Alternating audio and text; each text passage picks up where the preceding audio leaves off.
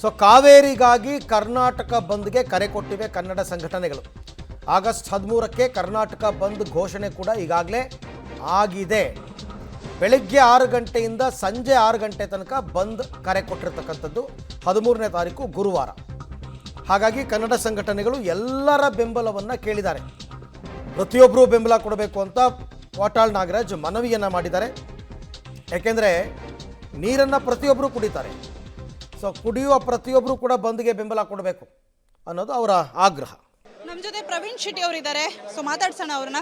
Sir, ಈಗ 13ಕ್ಕೆ ಬಂದ್ಗೆ ಕರೆ ಕೊಟ್ಟಿದ್ದೀರಾ. ಯಾವ ರೀತಿ ಇರುತ್ತೆ ಬಂದ್ನ ರೂಪುರೇಷೆ, ಹೋರಾಟ ಯಾವ ರೀತಿ? ಬೆಳಿಗ್ಗೆಯಿಂದ ಸಂಜೆ ತನಕ ಸಂಪೂರ್ಣ ಕರ್ನಾಟಕ ಸ್ತಬ್ಧ ಆಗುತ್ತೆ. ಎಲ್ಲ ಸಾಮಾನ್ಯ ಕನ್ನಡಿಗರು ಸಹ ಬೆಂಬಲವನ್ನು ಕೊಡೋದ್ರ ಮುಖಾಂತರ ಕರ್ನಾಟಕ ಬಂದ್ ಯಶಸ್ವಿ ಆಗುತ್ತೆ.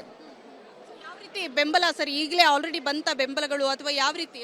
ಸಂಪೂರ್ಣವಾಗಿ ಒಬ್ಬರೊಬ್ಬರಾಗಿ ಬೆಂಬಲವನ್ನು ಕೊಡ್ತಾ ಇದ್ದಾರೆ. ಎಲ್ಲ ಸಂಘ ಸಂಸ್ಥೆಗಳು ಕಾವೇರಿ ನೀರನ್ನ ಬರೀ ಕನ್ನಡಿಗರು ಮಾತ್ರ ಅಲ್ಲ, ಎಲ್ಲ ರಾಜ್ಯದವರು, ಎಲ್ಲ ದೇಶದವರು, ತಮಿಳ್ನವರು ಬಂದರು, ಬೆಂಗಳೂರಿಗೆ ಬಂದರೆ ಕಾವೇರಿ ನೀರೇ ಕುಡಿಯುವಂಥದ್ದು.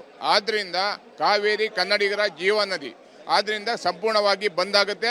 ಅದಕ್ಕೂ ಮುಂಚೆ ಸರ್ಕಾರ ಏನಾದ್ರು ನೀರು ತಡೆದ್ರೆ ಬಂದನ್ನು ರಿಟರ್ನ್ ತಗೋತೀವಿ. ವಿಜಯ ಆಗಮನಕ್ಕೂ ಕೂಡ ಎಚ್ಚರಿಕೆಯನ್ನು ಕೊಡ್ತಾ ಇದ್ರಿ. ಮಗದೊಂದು ಕಡೆಗೆ ಪ್ರಧಾನಿಯವರು ಕೂಡ ಮೈಸೂರಿಗೆ ಬರ್ತಾ ಇದ್ದಾರೆ. ಪ್ರಧಾನಿಯವರು ಮಧ್ಯಸ್ಥಿಕೆಯನ್ನು ಮಾಡಬೇಕು. ಕನ್ನಡಿಗರಿಗೆ ನೀರಿನ ಅಭಾವ ಇದೆ. ಬೆಂಗಳೂರು ಕನಕಪುರದಿಂದ ತುಮಕೂರು ತನಕ, ಚಿಕ್ಕಬಳ್ಳಾಪುರದಿಂದ ರಾಮನಗರ ತನಕ ಬೆಳೆದು ಬಿಟ್ಟಿದೆ. ದೊಡ್ಡ ದೊಡ್ಡ ಅಪಾರ್ಟ್ಮೆಂಟ್ಗಳು ಬಂದಿವೆ. ಎಷ್ಟು ನೀರಿದ್ರೂ ಕುಡಿಲಿಕ್ಕೆ ಸಾಕಾಗಲ್ಲ. ನಮ್ಮ ಸರ್ಕಾರಗಳು, ನಮ್ಮನ್ನು ಆಳುವಂಥ ದೊರೆಗಳು ಯಾವುದೇ ಬ್ಲೂ ಪ್ರಿಂಟ್ ಮಾಡಿಲ್ಲ. ನಮ್ಮ ನೇತ್ರಾವತಿ ನದಿಯನ್ನು ತರಬಹುದಿತ್ತು ಬೆಂಗಳೂರು ಕುಡಿಲಿಕ್ಕೆ, ಅದನ್ನು ತರುವಂಥ ಕೆಲಸ ಮಾಡಿಲ್ಲ. ಈ ರೀತಿ ಅನೇಕ ನದಿಗಳಿಂದ ಬೆಂಗಳೂರು ನಗರಕ್ಕೆ ನೀರನ್ನು ತರಬಹುದಿತ್ತು. ಆದ್ದರಿಂದ ಇಂಥ ಸಂದರ್ಭದಲ್ಲಿ ಮಾನ್ಯ ಮುಖ್ಯಮಂತ್ರಿಗಳು ಸುಗ್ರೀವಾಜ್ಞೆಯನ್ನು ತರೋದ್ರ ಮುಖಾಂತರ ನೀರನ್ನು ತಡಿಬೇಕು.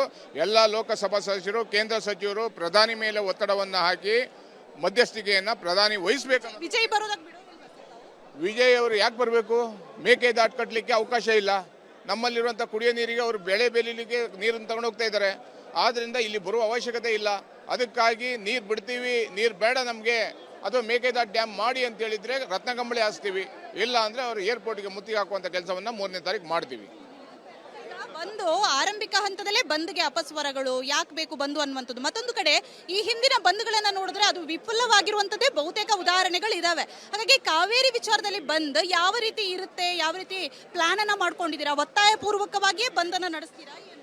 ಇವತ್ತು ಅಸಮಾಧಾನ, ಅಪಸ್ವರ ಮನೆಯಲ್ಲೇ ಇದೆ. ಪ್ರತಿಯೊಂದು ಮನೆಯಲ್ಲೂ ಅಪ್ಪ ಮಾಡಿದ ಮಕ್ಕಳಿಗೆ ಆಗಲ್ಲ, ಮಕ್ಕಳು ಮಾಡಿದ ಅಪ್ಪಲಿಗೆ ಆಗಲ್ಲ. ಆ ರೀತಿ ಸಂದರ್ಭ ಇದೆ.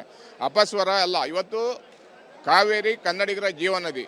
ಬರೀ ಸಂಘಟನೆಗಳಲ್ಲ, ಪ್ರತಿಯೊಬ್ಬರು ಸಹ ಬೆಂಬಲವನ್ನು ಕೊಡ್ತಾ ಇದ್ದಾರೆ. ಬೆಂಬಲಗಳು ಹರಿದು ಬರ್ತಾ ಇದ್ದಾವೆ. ಸಂಪೂರ್ಣವಾಗಿ ಬಂದಾಗುತ್ತೆ, ಇದರಲ್ಲಿ ಸಂಶಯ ಬೇಡ. ಕರ್ನಾಟಕ ಸ್ತಬ್ಧ ಆಗಲೇಬೇಕು. ಕೇಂದ್ರ ಸರ್ಕಾರ ಕಣ್ಣು ತೆರಲೇಬೇಕು. ಕಾವೇರಿ ನೀರು ತಡಿಲೇಬೇಕು. ಪ್ರವೀಣ್ ಶೆಟ್ಟಿ ಅವರ ಮಾತು. ಕ್ಯಾಮರಾ ಪರ್ಸನ್ ರವಿ ಜೊತೆ ಪವಿತ್ರ ಕಡ್ತಾಳ, ಪಬ್ಲಿಕ್ ಟಿವಿ, ಬೆಂಗಳೂರು.